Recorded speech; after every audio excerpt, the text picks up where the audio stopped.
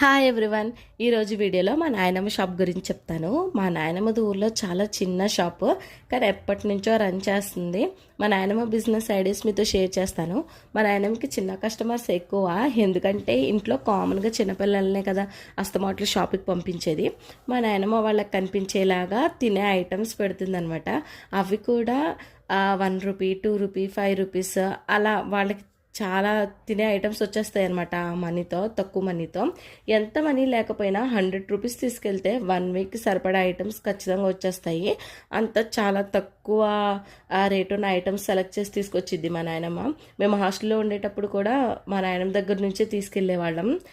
చిన్నపిల్లలతో మా నాయనమ్మ చాలా ఫ్రెండ్షిప్ చేసిద్ది, ఎందుకంటే అస్తమాట్లు వాళ్ళు వస్తూ ఉంటారని ఫ్రెండ్లీగా. ఇంకా అరువులు పెట్టిద్ది.